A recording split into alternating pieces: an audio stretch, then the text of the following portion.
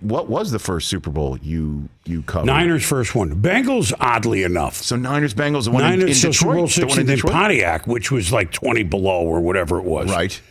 That was my first. Now, we had only been on, Rich, fall of 79, so this was the 81 season. Both of these teams, now these Bengals came out of nowhere like those Bengals, oddly enough. It's funny that you bring that. They were 6-10.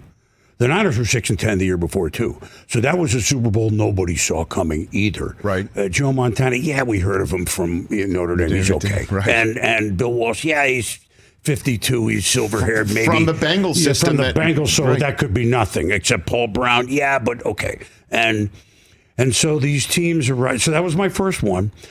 And because I did the late show with Tommy Mees, the late, great Tommy Mees, often. I was on at 2:30 in the morning, Eastern, 11:30 West Coast. Yeah.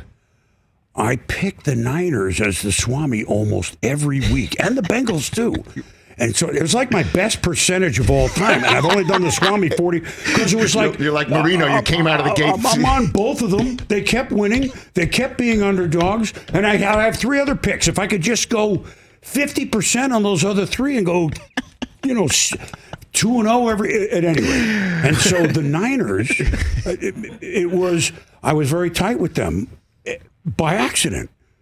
I went out to cover the championship game. I know I'm going on and I don't know how much time we have, but this is my first Super Bowl. I hadn't thought of this one. I don't know who's watching us. We're only 2 years old. I'm on at 2:30 in the morning. I'm picking the 49ers, but so what, right? This is not like now. I go out to their training at Friday. 11 players line up for an interview. Either Randy Cross or Charlie Young, veteran tight end. Randy, great guard. Yeah. Later center.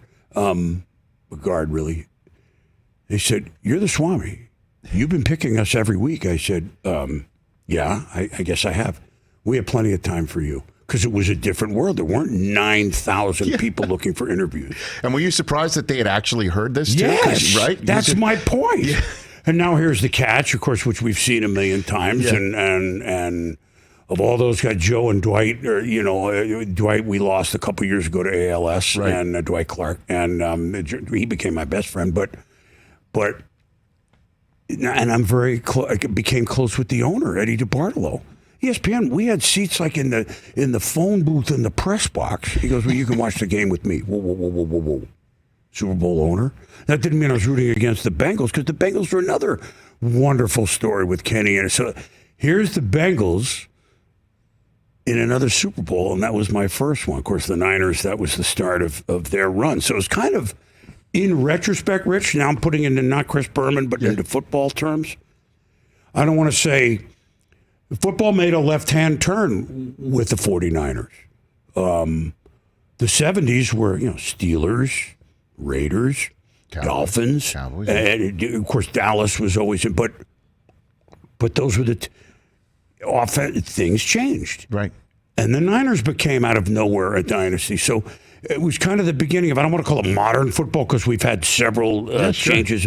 Johnny Unitas brought in modern football, for example, if you will. But it was a pivot for the league, and it was interesting that happened to be my first one. And now here the Bengals are in it, and so many people thought when the Bengals won the AFC Championship game first and the Niners were in the NFC Championship game that would have to be the matchup because that was the matchup the only other two times the Bengals made it and saw Joe Montana.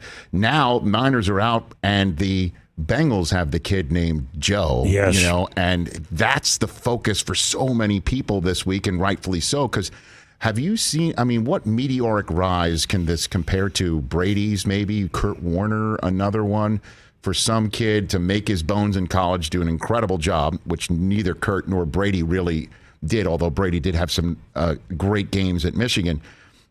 He's the number one overall pick doing it right now for the Bengals. For the Bengals. For the Bungles, for the Bengals. Words, we used to call them the Bengals. That was nicer than the Bungles. I mean, way back when. Yes. But no, I read this, and I don't know if it's true, that and he hasn't won the Super Bowl or the Super Bowl MVP yet, obviously, and who knows if he will. He could, obviously. The only two others that were the college champ and I guess MVP, but there was no college game back then, but are two Joes, right? Yes. Maybe it was this early on in your career, or maybe it's just ever. Joe Namath, Joe Montana, something like that. Right. I read it. I haven't. Right, and none of them were able to add a Heisman on top of it. He would be the only one to win a national championship and a Super Bowl with a Heisman in the case, too. Well, here's the thing. This Bengal team, and I said it going into the championship game, thinking that they probably won't get past the Chiefs. And at 21-3, we all look like we were correct, right? Of course. Maybe we can get into the Bengals story after that. But I said it reminds me of the '88 Buffalo Bills, another team I was very close with, obviously. Mm-hmm. But the reason I say that, they came from nowhere. They were terrible for a decade. And they started 4-0, and they were really good. And they ended up losing to the Bengals in the championship game with Boomer's Bengals, the other Boomer, Esiason. Yes. Well, David Wells, the Boomer Esiason. We can debate. Here's, whatever, how you rank the Boomers, whatever. But whole question. David Wells always ranked himself first, and then we went on. But at any rate, George Scott, the baseball player. It's another one. Yes. Boomer hits taters. Boy, I'm really... in honor of the Olympics, I'm really doing the slalom here, right? You're running the decathlon, yes. At any rate, those Bills lost in the championship game, but then became what they were, contenders every year. And I thought, if the Bengals get stopped here, they're here, though. This isn't, they caught lightning in a bottle, and that. No. Because they have more than Burrow. Obviously, we know that now.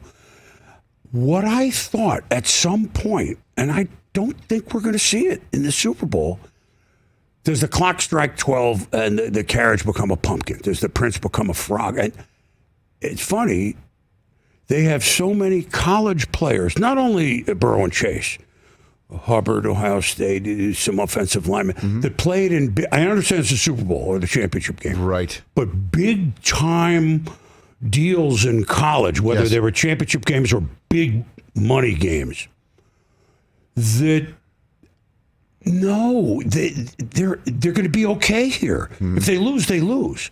And of course, what they've done twice is hold the Chiefs to 3 points twice in the last half plus of two games, both in January. Hey, you watched all the way to the end. Thanks for that. Watch more right here.